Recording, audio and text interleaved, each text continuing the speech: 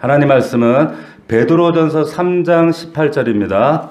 우리 베드로전서 강의 12번째 3장 18절부터 22절까지입니다. 오늘 말씀 제목은 소망에 관한 이유 예수, 소망에 관한 이유 예수라는 제목으로 하나님 말씀 증거하도록 하겠습니다. 지난주 말씀 우리 베드로전서 3장 15절 말씀 기억하실 거예요. 한번 보세요. 3장 15절 말씀 이런 말씀 썼죠. 너희 마음에 그리스도를 주로 삼아 거룩하게 하고 너희 속에 있는 소망에 관한 이유를 묻는 자에게는 대답할 것을 항상 하되 온유와 두려움으로 하래요. 자, 기억나시죠? 이 말씀. 너희 마음에 그리스도를 주로 삼으면, 예전에는 내가 주인이었고 돈이 주인이었어요. 세상이 주인이었는데 내 육신의 모든 소망이 삭제되어지고 정말 진짜 예수가 내 인생의 주인이 되면 소망이 달라집니다. 예수가 소망이 돼요. 그러면 거룩해집니다, 우리가.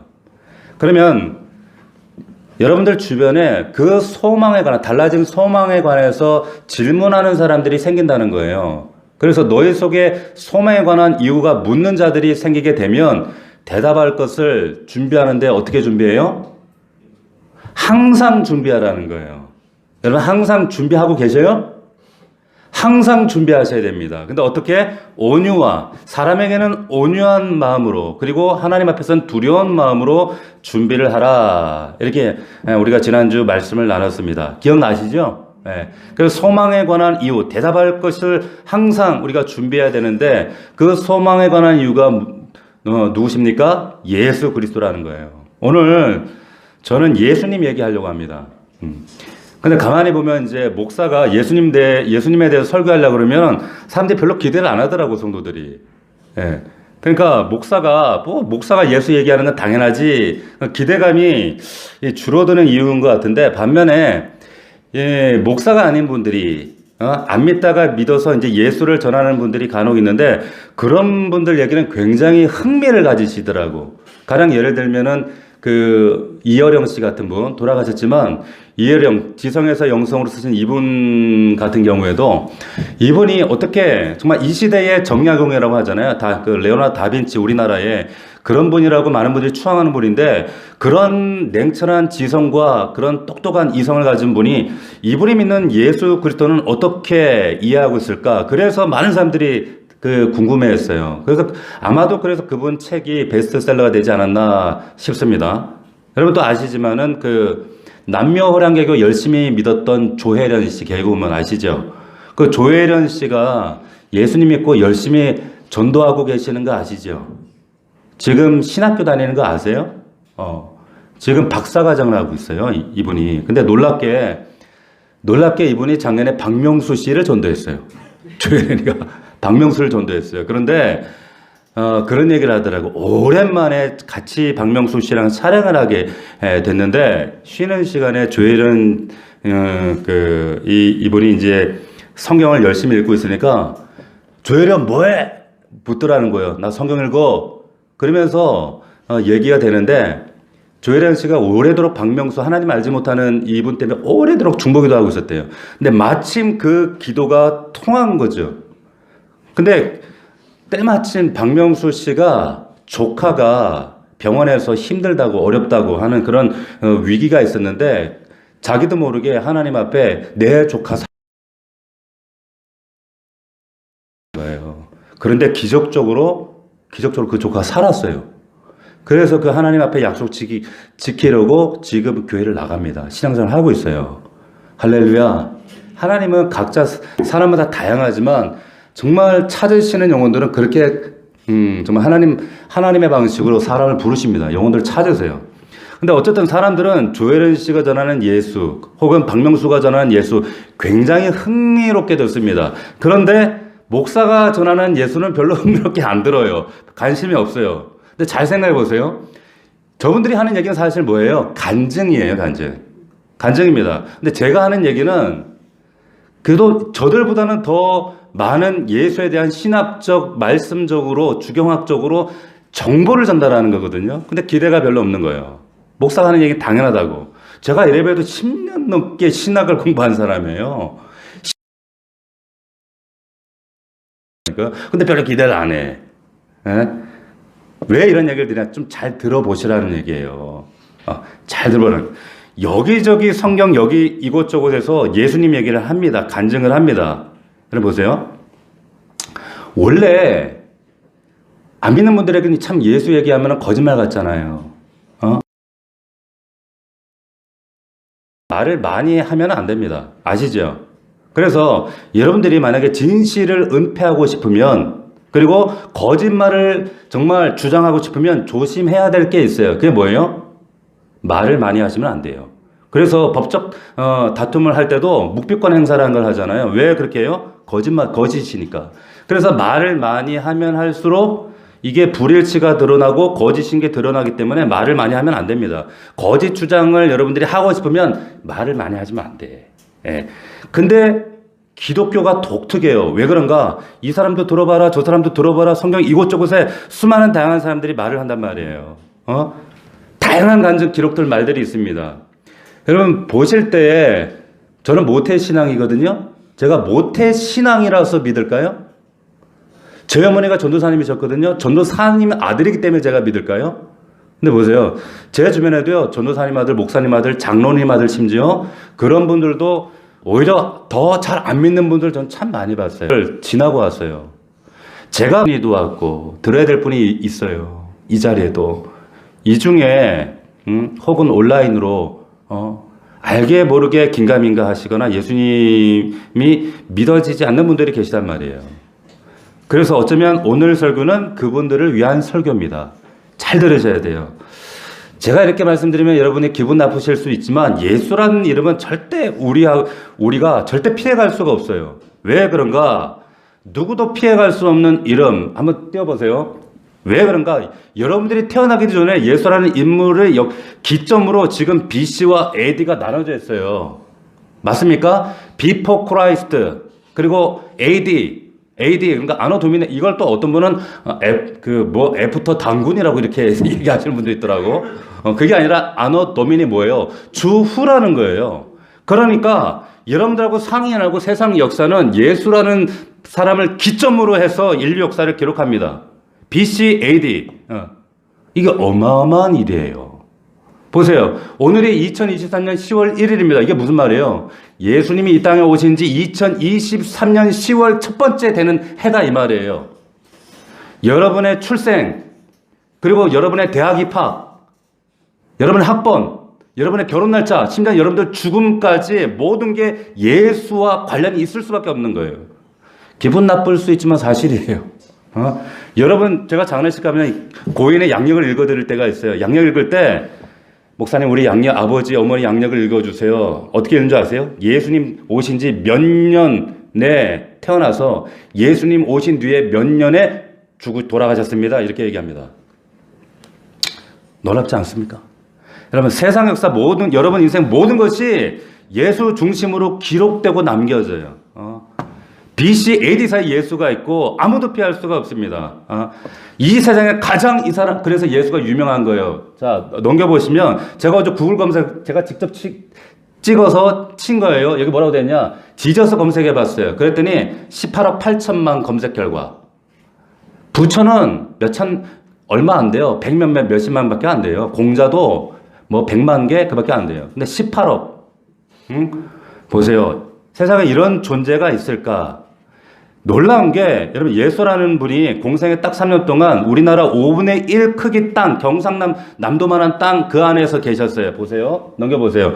보면 여기에 계셨어요. 시나이 반도 바로 옆에 여기가 경상남도 5분의 1 크기밖에 우리나라 5분의 1 크기밖에 안 돼. 이 지역 해외여행 한 번도 안 가신 분인데 지금 이 3년 동안 이곳에 계셨던 예수를 5대양 6대제에서 안 믿는 사람이 없어요. 자, 보세요. 넘겨보세요. 지금 이게 이제 세계 종교 분포도예요. 자, 빨간 게 기독교입니다. 붉은색이 기독교예요.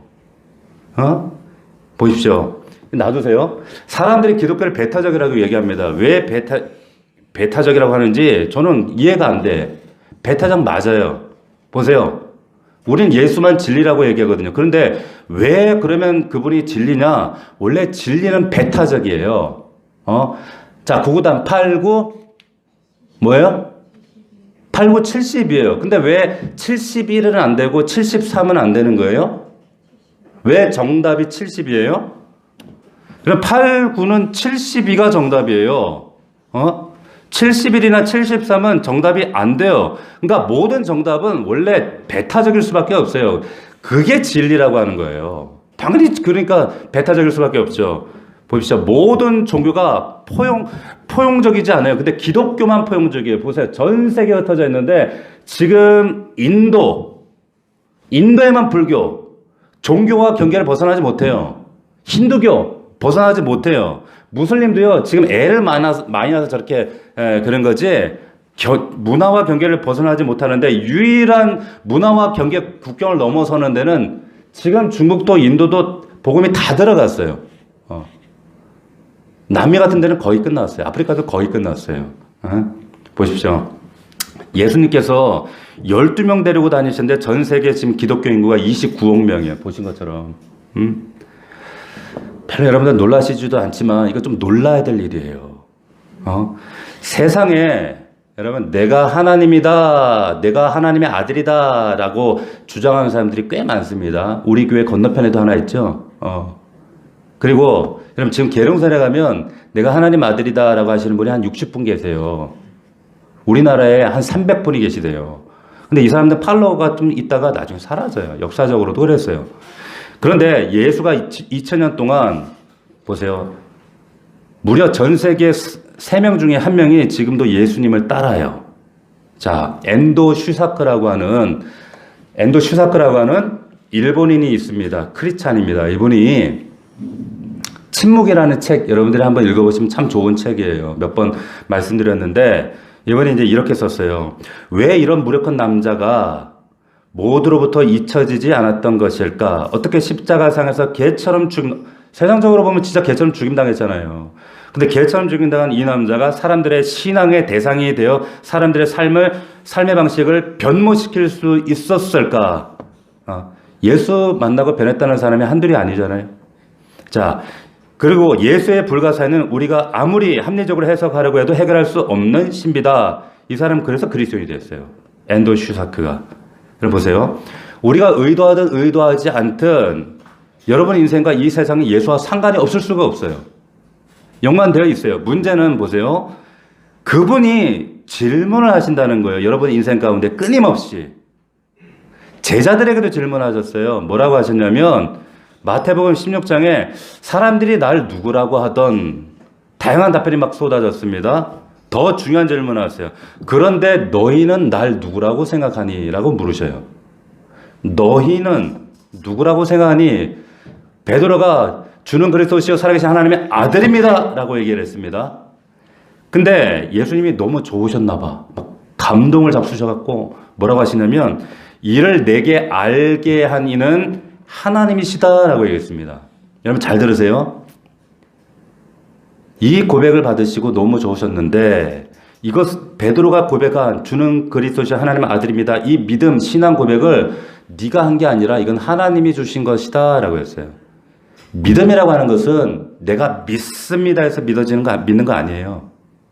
내 안에서 나오는 믿음이 진짜가 아니라 믿음이라고 하는 것은 믿어지는 거예요. 그래서 그분이 나에게 계시해 주시고 나에게 주실 때 이게 믿어지는 거지. 공부하고 내가 믿습니다. 내가 믿습니다. 한 사람들은요, 시험 오고 고난 오고 어려움 오지요. 그러면 한순간에 무너져 버리는 그게 믿음이에요. 그런데 믿어지는 믿음은 절대 흔들리지 않아요. 물으시는 거예요. 너는 나를 누구라고 생각하니? 사람들이 예수를 누구라고 생각해요? 누구라고 생각합니까? 성인이라고 생각해요. 4대 성인, 뭐 좀 더 인심 써서 3대 성인 이렇게 생각합니다. 그런데 그 주님이 여러분들에게 지금 질문하시는 거예요. 근데 너는 나를 누구라고 생각하니? 나를 누구라고 생각하니? 한번 여러분 생각해 보세요. 잠시 생각할 시간을 드릴게요. 여러분은 지금 이 명절에도 이 자리에 나와 있는 여러분들은 예수를 누구라고 생각하냐는 거예요. 박 목사는 예수를 하나님의 아들로 믿습니다. 저는 여러분도 그렇게 믿었으면 좋겠어요. 할렐루야. 여러분 보세요. 세상 사람들이 4대 성인 혹은 뭐 3대 성인 왜 그렇게 부르는가? 그 이유를 아세요? 가르침 때문이에요. 기가 막히대요. 가르치는 게 탁월하대요. 위대한 스승이랍니다. 뭐 원수를 사랑하라. 야, 박해하는 자를 위해서 기도해라. 70번씩 7번이라도 용서하래요. 이건 사람이 할 수 있는 말이 아니야. 이 지혜 정말 감탄해. 보통 사람이 아니야. 얘기해요. 오른뺨을 치면 왼뺨을 대라. 야, 억지로 오리를 가고자 하면 심리까지 가줘라. 야, 속옷 달라 하면 겉옷까지 다 줘라. 구하는 자에게 주고 꾸고자 하는 자에게 거절하지 말라. 야, 이게 어떻게 사람의 머리에서 나오는 말이야? 가르침이 놀라워. 이런 놀라운 가르침과 감동적인 교훈을 주고 있으니까 그것 때문에 4대 성인, 3대 성인이래요. 웃기는 소리예요. 말도 안 되는 얘기입니다. 여러분, 진짜 예수의 가르침 때문에 그렇게 생각한다고요? 그게 아니에요. 우리가 왜 그것 때문에 우리가 예수 따르는 거예요? 아니에요. 예수님이 뭐라고 하셨는지 제가 빠르게 읽어드리니까 잘 들어보세요. 이분이 하신 말씀이에요. 성경만 제대로 우리가 읽어보면 성경 한번 보지 않고 영어책 한번 펴지 않고 나는 왜 영어를 못하지 이러고 있는 게 얼마나 미련한 일이에요. 그러니까 성경을 보셔야 된다는 거예요. 들어보세요. 요한복음 8장 58절에 예수께서 이르시되 진실로 진실로 2번이나 강조했어요. 아브라함이 나기 전부터 나는 존재했대요. 예수님 오시기 수천 년 전에 아브라함이 있었는데 아브라함 전부터 예수님이 있었대요. 요한복음 17장 5절 아버지여 하나님을 아버지라 부르고 당시에는 충격적인 발언이었거든. 그러고는 창세전에 내가 하나님과 함께 가졌던 영광이 있대요. 창세전에 하나님 아버지와 함께 했던 영광이 있대요. 이렇게 말하는 분이에요. 내가 곧 길이요 진리요 생명이니 나로 말미암지 않고는 아버지께 올 자가 없다고 한 인물입니다. 아버지께서 일하시니 나도 일한대요. 빌립이라는 제자가 물어요. 나에게도 좀 하나님 보여주십시오. 물었어요. 예수님 뭐라고 하냐면 나를 보면 하나님을 본 거야 라고 말씀하셨어요. 나와 아버지는 하나다. 자, 나를 믿으면 심판에 이르지 않아. 사망에서 생명으로 옮긴대. 부활 이후에 나를 믿으면 죽어도 살고 무릇 살아서면 영원히 죽지 않는데요. 자, 그 종교 권력자 대제사장이 신문하면서 질문합니다. 네가 칭송받을 그리스도냐? 재판 중에 한마디도 입을 꾹 닫고 계시다가 묵비권 행사하시다가 이 질문에는 대답을 하죠. 내가 그다. 내가 그니라. 이 나와요. 보세요. 그럼 다시 여러분들께 질문할게요. 예수가 정말 세계 4대 성인 중에 하나입니까? 천만의 말씀이에요. 저는 둘 중에 하나밖에 없다고 생각해요. 본인이 지금 주장하고 있는 것처럼 하나님의 아들이든지 아니면 미친놈이에요. 맞아요, 틀려요? 둘 중 하나 아니에요. 이게 무슨 4대 성인이 보세요. 똑바로 한번 보세요. 이건 4대 성인일 수가 없어요. 자기가 주장한 대로 이 말씀을 제대로만 한번 본다면 이거는 하나님의 아들이 맞거나 아니면 미친놈이지. 응? 그런데 우리가 역사적으로 신기하지. 이걸 누구도 예수님을 미친놈이라고 미치광이라고 말했던 사람이 없어요. 없습니다. 자, 여러분 그 왕자와 거지 이야기 아시죠? 거지하고 옷 바꿔 입었지만은 진짜 왕자가 근데 옷은 거지 옷 입었지만 내가 진짜 왕자다라고 얘기하면 그건 미친 게 아닌 거죠. 맞습니까? 이해가 되시죠? 자, 공자는 이런 얘기 안 했단 말이에요. 석가모니 이런 얘기 안 했단 말이에요. 예수님이 뭐라고 얘기하면 나는 하나님의 아들이래요. 다시 말하면 하나님이시다 이 말이에요. 둘 중 하나라니까. 진짜 하나님의 아들이든지 아니면 정신병자라니까. 박 목사는 이분이 하나님의 아들임을 믿습니다. 여러분도 믿으시기를 축원합니다. 여러분 잘 보세요. 근데 그럼 예수님 만난 사람들이 이후에 뭐라고 얘기하는가 들어보세요. 사도 요한이 이렇게 얘기해요. 태초부터 있었던 생명의 말씀이래요. 자, 보세요. 태초부터 있던 생명의 말씀에 관하여는 우리가 들은 바요, 눈으로 본 바요, 자세히 보고 우리의 손으로 만진 바라. 말씀이 육신이 되어 우리 가운데 거하셨다. 그 영광을 보았다. 아버지 독생자의 영광이었고 은혜와 진리가 충만했다. 라고 얘기하는 거예요. 우리 지금 읽은 베드로전서 편지입니다. 이 편지를 쓰고 있는 베드로가 어느 날 고기를 자기 인생 커리에 가장 많이 잡은 날 뭐라고 얘기하냐면 주여 나를 떠나소서 나는 죄인으로서이다 라고 얘기를 합니다. 그리고 그만둡니다. 세례 요한이 말해요. 보라, 그는 세상 죄를 지고 가는 하나님의 어린 양이로다. 마르다가 얘기해요. 주는 그리스도시요 세상 오시는 하나님의 아들입니다. 예수 믿는 사람들 잡아 죽이던 그 사울이 다메섹 가다가 예수님 만나고 이렇게 놀라운 선언을 했어요. 그는 근본 하나님의 본체시라. 그는 보이지 아니하시는 하나님의 형상이라 라고 말씀했어요. 할렐루야. 박 목사는요, 예수 그리스도가 하나님이신 줄로 믿습니다. 여러분, 믿으셔야 돼요. 제대로 믿으셔야 돼요. 여러분, 이어서 오늘 우리 읽었던 본문에 보면 여러분들이 알지 못했던 예수 그리스도에 대해서 몇 가지 베드로가 더 얘기를 하는 거예요. 봅시다. 18절입니다. 보시면 그리스도께서 단번에 죄를 위하여 죽으사 의인으로서 불의한 자를 대신하셨습니다. 자, 의인으로서 불의한 자를 대신하셨대요. 예수님이 누구냐? 죄를 위하여 대신 죽어주신 분이라는 거예요.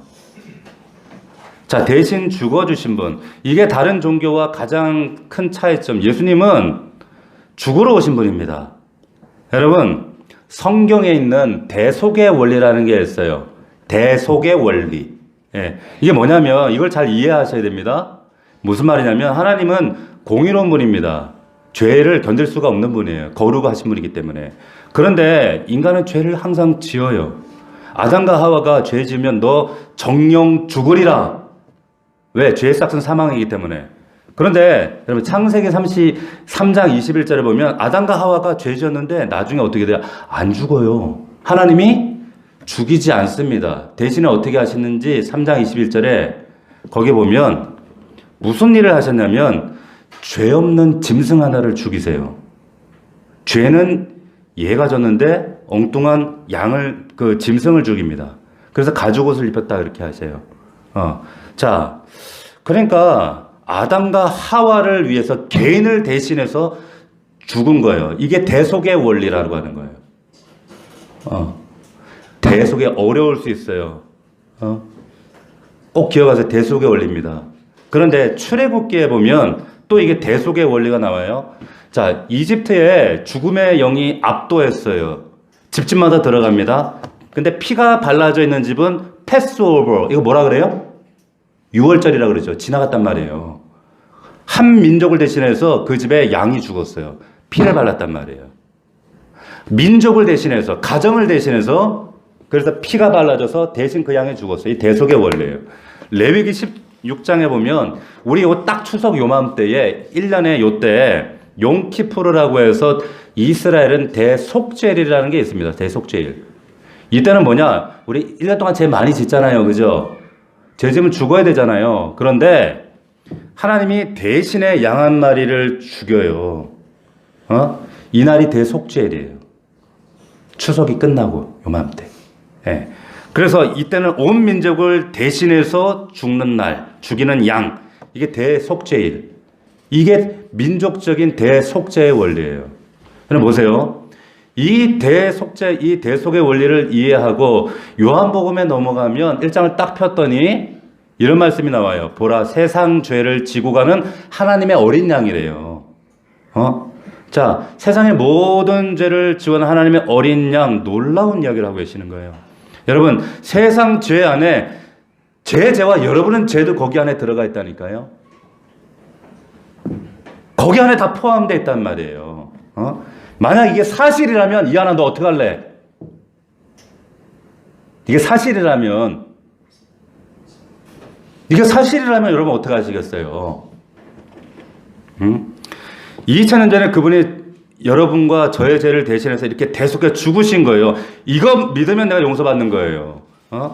자, 그분이 내가 죽어야 되는데 그분이 죽었다. 근데 이게 끝이 아닙니다. 자, 오늘 아까 이어진 말씀에 보면 18절 거 보세요.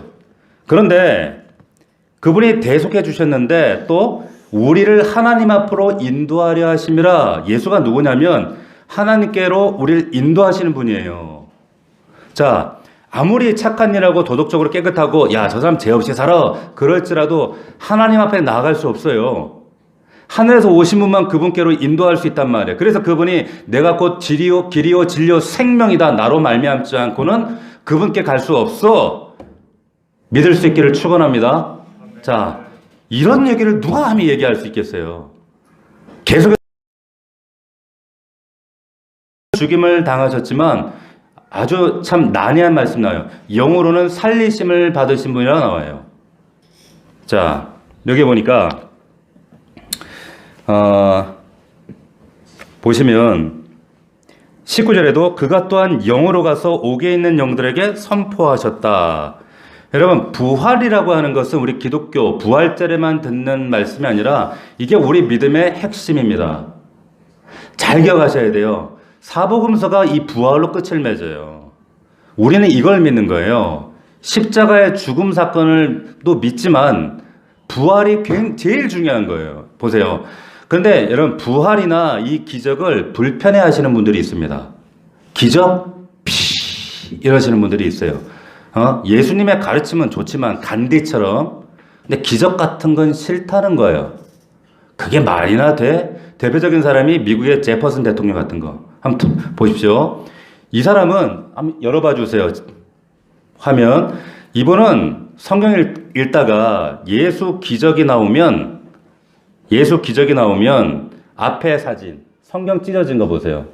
보세요. 이게 토마스 제퍼슨 미국 대통령 성경책인데 이게 미국 박물관에 가면 이렇게 아직도 있어요. 이게 왜 찢어져 있는가? 기적과 부활계에 관련된 건 다 오려내 버렸어요. 자, 근데 이분이 나중에 기적 자르고 부활 자르고, 근데 자기는 예수님의 진짜 가르침만 좋다는 거예요. 그 1820년도에 이분이 진짜 제퍼슨 버전의 성경을 냈는데, 넘겨보세요. 앞에, 아까 그 화면. 그게 이거예요. 뭐냐면, 나사렛 예수의 삶과 도덕. 그러니까 역사적 예수를 얘기하는 거예요. 기적을 안 믿어요. 이 사람은 이신론자입니다. 그러니까 자기는 예수 가르침은 좋다는 거예요. 똑같은 거예요. 아까 이게 똑같은 거예요. 교회 가는 이유 왜 교회 가요? 가르침이 좋다는 거예요. 목사님이 좋은 말씀 해주시고 좋은 예화 들려주시니까 얘기 들으면 애들이 착하게 사니까 그리고 또 교회 가면 사람들이 친절하니까 사람들이 커뮤니티가 좋아서 그런데 조금 자기가 불편해지면 이제 또 새로운 커뮤니티 찾아갑니다. 종교 소비자들처럼 간디도 그랬어요. 예수 가르치면 좋다는 거예요. 진짜 어리석은 거예요. 제가 교회론 하면서 말씀드렸어요. 교회는 쇼핑하는 곳이 아니라 교회는 세워가는 거예요. 각 지체 한 몸 한 몸이. 팬인가 제자인가라고 하는 책이 있어요. 아시죠? 저희 교회도 있을 텐데 팬이라고 하는 것은 누군가를 좋아하는 사람이에요. 그걸 팬이라고 해요. 교회 커뮤니티가 좋아서 사람이 좋아서 세션 음악하는 찬양이 좋아서 오는 사람 팬. 그런데 제자는 누구예요? 누군가를 위해 죽는 사람이 제자예요. 그게 제자인 거예요. 제자들이 다 도망갔거든요. 근데 갑자기 어느 날 나타나가지고 예수 부활했다고 외치기 시작했어요. 순교하기 시작했다니까요. 왜? 보세요. 사도행전 2장 12절 이런 말씀이 있습니다. 항상 우리와 함께 다니던 사람 중에 하나를 세워 우리와 더불어 예수께서 부활하심을 증언할 사람이 되게 하여야 하리라. 자, 사도들 메시지의 핵심이 부활이었어요. 예수 살아났다는 거예요. 그 살아계신 분이 지금도 우리의 살아 역사하신다, 그 얘기 하시는 거예요. 할렐루야. 자, 사도행전 4장 사도들이 큰 권능으로 주 예수의 부활을 증언하니 우리가 큰 은혜를 받습니다. 사도 바울이 심지어 얘기해요. 부활하신 예수를 만난 그 사도 바울이 예수 그리스도가 다시 살아나지 않았으면 우리의 믿음이 헛것이라 이런 얘기를 해요. 그 주옥 같은 산상수훈 말씀 들었던 제자들도 다 도망갔잖아요. 그런데 부활한 예수 만나고 나서 순교하는 자리까지 가는 거예요. 보십시오. 여러분, 우리 지금도 이스라엘 우리 성지순례 가면 예수님의 그 무덤에 예수 시신이 있어요, 없어요? 없죠. 비었습니다. 자, 팩트, 사실 무덤이 비어 있어요. 그리고 역사적 성경뿐만 아니라 역사적 사례를 통해서도 예수 따르던 추종자들이 예수를 선포했어요. 전했어요. 이건 팩트예요. 두 가지 팩트. 무덤이 비어있다. 누군가가 전했다. 팩트인데 여러분, 이 사실이 진실인지 아닌지 긴가민가 헷갈리네 이러면서 고민하는 분들 잘 들으세요. 여러분, 사실과 진실은 이게 철학적인 그 용어지만 사실과 진실은 다르죠. 그런데 여기 이 부활에 관해서도 여러 가지 그 설이 있습니다. 여담으로 한번 띄워보세요. 어떤 설들이 있는가? 뭐 착각설, 환상설, 기절설, 시신 도난설. 이거 합리주의 이성주의자들, 독일과 미국의 이런 학자들이 있어요. 난 이런 얘기 들으면 좀 웃음도 안 나오는데, 그러니까 착각설 뭐냐면 제자들이 다른 무덤 찾아갔다는 거예요. 다른 무덤 찾아가서, 이게 영국의 학자 이제 그 레이크라고 하는 학자가 이런 주장을 했어요. 저는 웃음도 안 나오는데 이걸 또 추종하는 사람들이 있어. 웃기지도 여러분 별로 안 웃기세요? 저는 엄청 웃긴데. 보세요. 무덤을 잘못 찾아갔으면 해프닝으로 끝나야지. 거기에 왜 순교를 해요? 왜 목숨을 바치겠어요? 또 두 번째, 환상설. 예수님의 환상을 봤다는 거예요. 여러분, 성경에 본 사람이 500명이, 일시에 본 사람이 500명이라는 기록이 있어요. 500명이 어떻게 환상을 봐? 그리고 나중에 환상이 맞다면 실제 시체 봤으면 그게 해피닝으로 끝나야지. 말도 안 넌센스예요. 세 번째, 기절한 거래. 예수님이 기절. 이 19세기 독일의 이 칼 벨테린이라고 하는 이 학자가 죽은 게 아니라 예수님이 과다출료 잠시 기절했다. 잠시. 이렇게 주장하는 거예요. 그래서 한번 생각해 보세요. 가시관에 찔리고 못 박히고 옆구리 창에 찔리고 매막 피를 얼마나 많이 흘리셨겠어요. 피투성이 멍투성이 돼가지고, 그래서 안 죽었다 칩시다. 그냥 쳤어. 죽기 직전에 살아나가서 엉금엉금 겨서 또 그 아픈 몸으로 돌을 굴려갖고 나와가지고 이제 엉금엉금 제자들한테 가서, 얘들아 나 사실은 안 죽었다 얘기했다는 거야. 얘기했는데 그러면 제자들이 그랬을 거 아니야. 얼마나 그 피투성이 된 그 예수가 불쌍해요. 그러니까 그걸 닦아주고 붕대가 맞주고 또 아까진기 발라주고 해줬는데, 그리고는 제자들이 나가서 부활을, 죽음을 불사하고 예수 부활을 여러분 외칠 수 있다고 생각해요? 말도 안 돼. 넌센스죠. 얻어 터져가지고 붕대 갖고 피 흘리고 있는 그 무덤 탈출한 그분은 여러분 어떻게 그분을 경배해요? 응?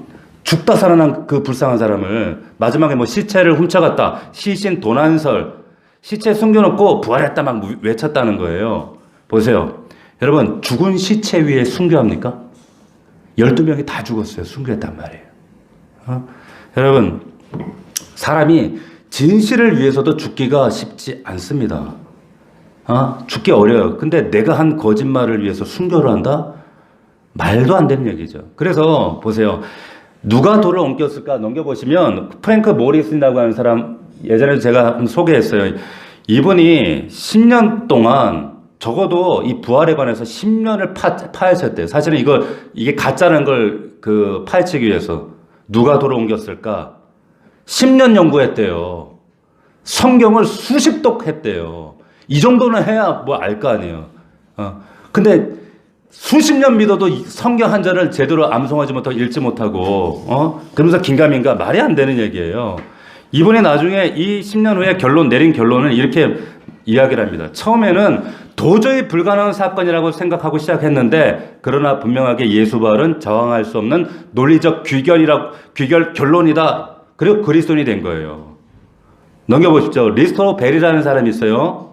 자, 시카고 트리뷴지의 기자였습니다. 이 사람이 왜 지금 이 책을 썼냐면, 자기 아내가 예수 믿는 것 때문에 화가 나가지고 기독교의 허구성을 파헤치겠다고 기자정신 발휘해가지고 기독교 부활을 연구했대요.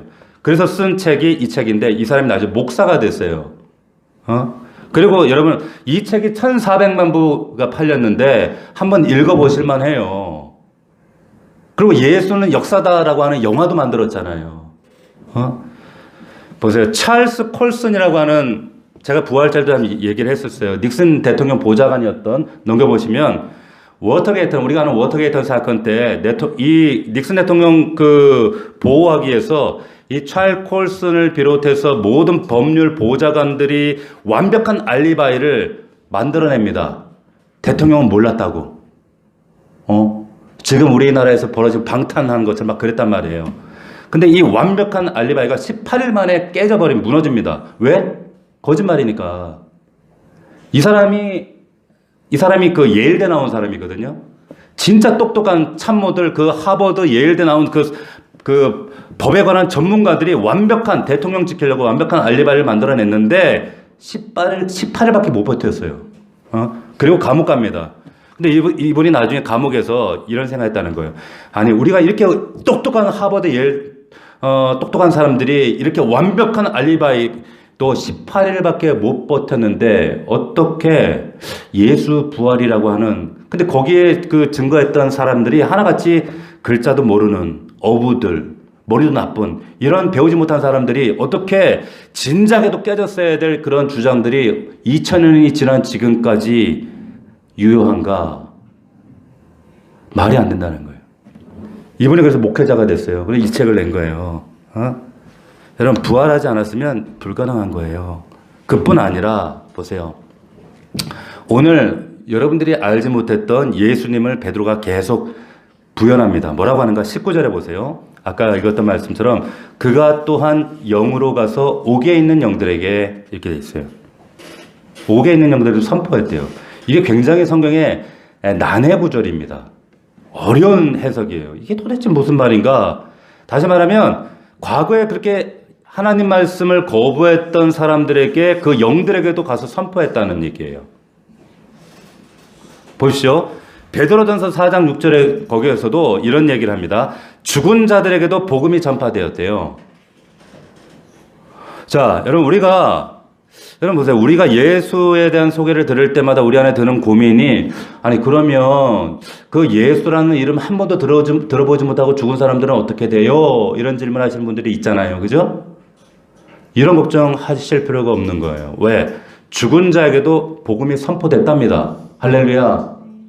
잘 보세요. 그런데 여기에 선포됐다는 이 단어가 우리가 아는 복음을 전도했다는 유앙겔리조가 아니에요. 그냥 선포했다고 하는 케루소입니다. 무슨 말이냐면 그 지옥 밑바닥까지 내려가셔서 그 영들에게 그리고 그 지옥 권세까지 예수의 승리를 선언했다, 선포했다 이런 의미예요. 그러니까 이게 이제 확장해가지고 야 지옥 가도 구원받는데 이렇게 주장하는 데가 카톨릭이에요. 그래서 거기에 연옥 소리 나오고 뭐 림보가 나오고 그래서 죽은 자를 위해서 카톨릭에서는 기도해주면 그 사람이 다시 또 뭐 올라간다. 그런 걸 성경에 여기에서 난해 주라고 하는 이유는 이건 하나님 나라 가서 확인해 봐야지 이건 정확한 답이 없어요. 그러나 보세요. 여러분 우리 사도신경을 보면은 우리 사도신경 매주 외우지 않습니까? 그런데 우리 사도신경에 빠져 있는 내용이 바로 이 내용입니다. 무슨 말이냐면 여러분들은 잘 모르셨겠지만은 전 세계인들이 사도신경 우리 다 같이 외우지만은 우리 한국 그 사도신경에만 빠져 있는 내용이 있어요. 자, 영어 사도신경 한번 보세요. 이게 우리가 외우는 사도신경입니다. 전능하사 천지를 만드신 나는 믿습니다. 하늘 아버지 Father Almighty 그리고 그분이 하늘과 땅을 창조하신 분입니다. 쭉 천지를 하나님 아버지 내가 믿사하면 그 외아들 쭉 믿으며 믿고 그리고 빌라도에 고난 받았고 crucified, dead and buried 묻혔어요. 장사된 지 사흘 만에 죽은 자 가운데 살아나시며 그런데 우리는 그렇게 고백을 하는데 넘겨보세요. 영어 성경에는 뭐가 있습니까? He descended into hell 있어요. 무슨 말이냐면 우리 빼고 전 세계 사도신경에는 예수 그리스도가 어디로 갔다고 되어 있습니까? 지옥에 내려갔다는 얘기가 있어요. 음부에 내려갔다는 말이 있어요. 자, 그러니까 여러분 집에 가서 한번 찾아보세요. 독일어, 영어, 그리고 모든 루터교나 성공회 모든 유럽에 있는 교회들도 이 부분이 다 있는데 우리 개신교만 이거를 번역을 하고 있지 않아요. 왜? 제가 그걸 설명을 드릴게요. 왜 그런가 하면 원래 우리나라에 처음 그 복음을 전했던 언더우드 선교사가 1894년 95년 최초의 사도신경 찬양가라고 하는 책에 최초의 사도신경을 한국어로 소개를 했어요. 그때는 있었습니다. 이게 예수가 지옥에 내려갔다는 게 제가 찾았어요. 한번 보세요. 자, 그 사도신경을 이렇게 되어 있어요. 아니요, 한글로 된 거 넘기세요. 자, 여기 보면 이게 그때 언더우드 선교사가 번역한 사도신경인데 더 은혜롭더라고.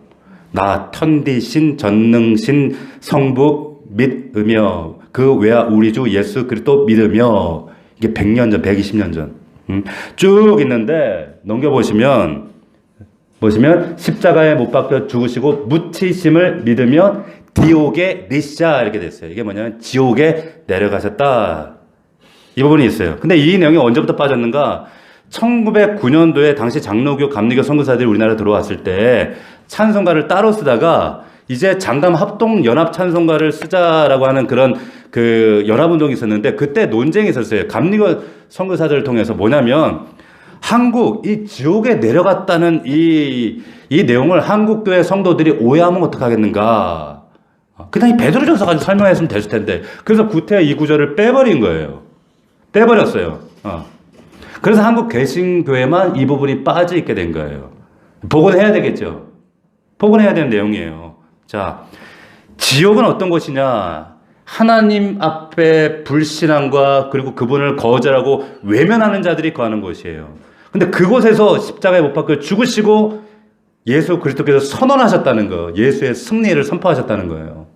이건 실제 사건입니다. 자, 그분이 하신 일, 또 그분은 어떤 분이신가? 자, 22절 보십시오. 그는 하늘에 오르사 하나님 우편에 계신대요. 자, 하나님 우편에 계시는데 그러면 거기서 뭐 하세요? 변호하신다는 거예요. 그래서 요한 그 계시록에서 보면 밤낮 참소하던 자가 쫓겨났다는 말이 있습니다. 무슨 말이냐면 밤낮으로 우리를 여러분들을 고소하는 자가 있어요. 지금도.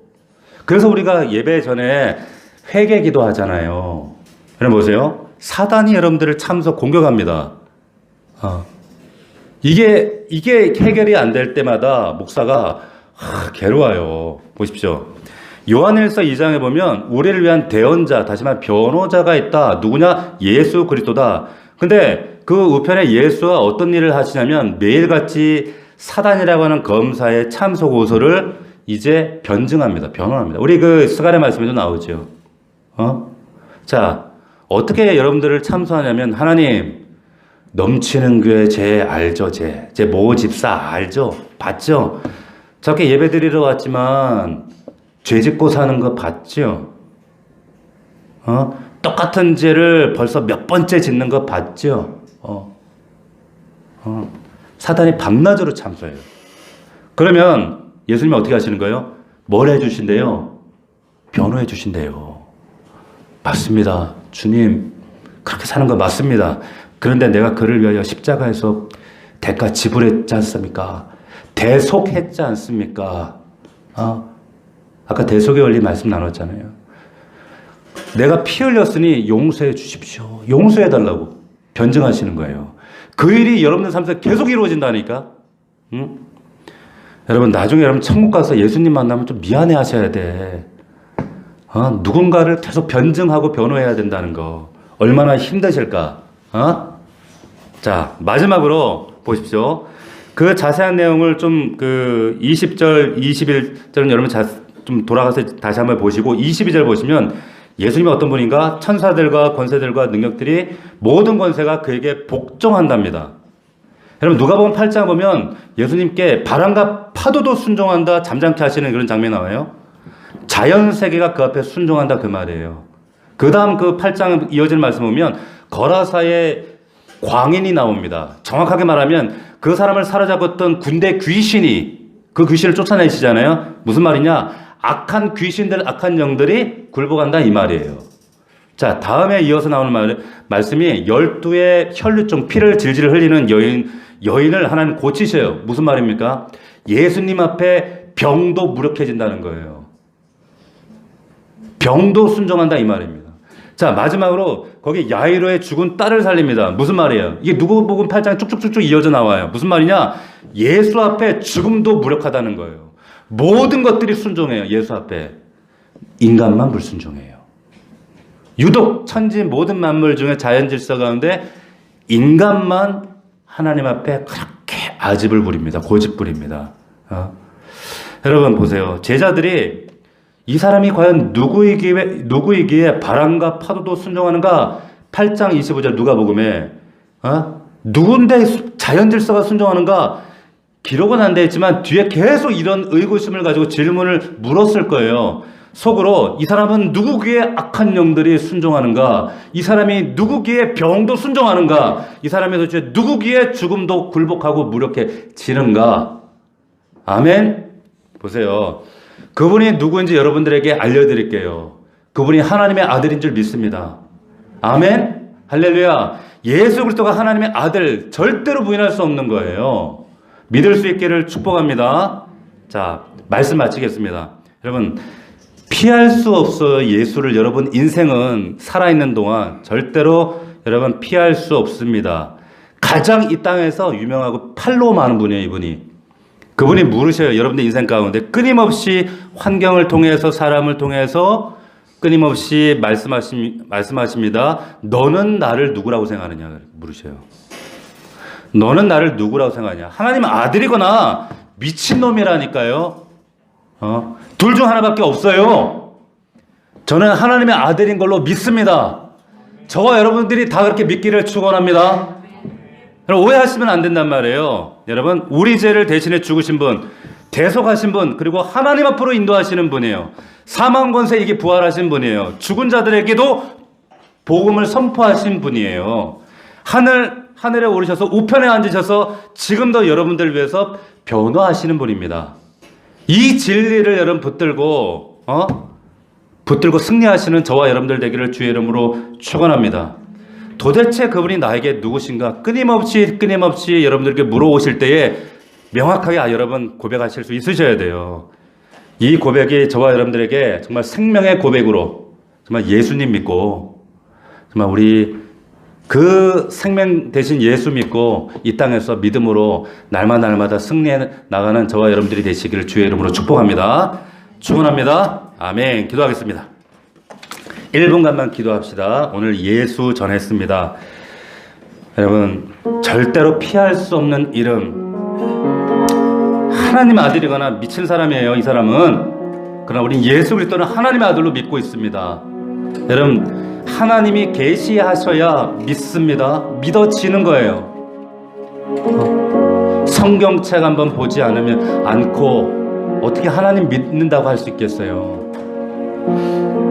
여러분, 그분이 우리를 위해 대속해 주신 것이 사실이라면, 나의 저주와 죽음을 해결하신 분이 맞다면, 그분이 하나님 앞으로 인도해 주시는 분이 맞다면, 우리 이런 식으로 이런 삶을 살아서 안 되는 거죠.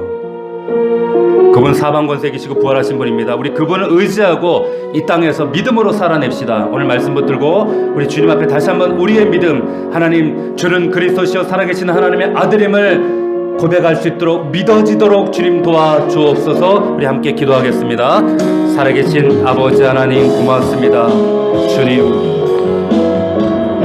이 시간도 우리와 함께 하셔서 살아계신 주님 알게 하시고 주님을 누리게 하시고 그 하나님 안에서 날마다 그 생명을 누리게 하시면 감사합니다. 주님, 아버지 하나님,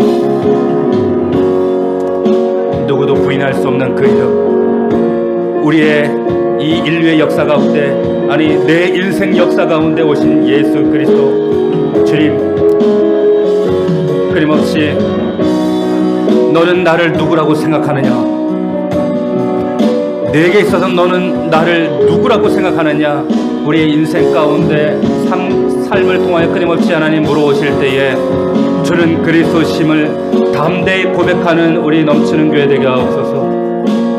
아버지 하나님, 우리 사랑하는 자녀들, 아들, 딸들, 하나님 정말 하나님을, 예수 그리스도를 하나님으로 고백하는 우리 믿음의 자들, 하나님 이 믿음을 흔들리지 아니하도록 도우시옵시고, 연약한 믿음에 있는 자들 다시 한번 예수 그리스도를 믿음으로 붙잡고 담대히 나아갈 수 있도록 도와주시옵소서. 아버지 역사하여 주시옵소서.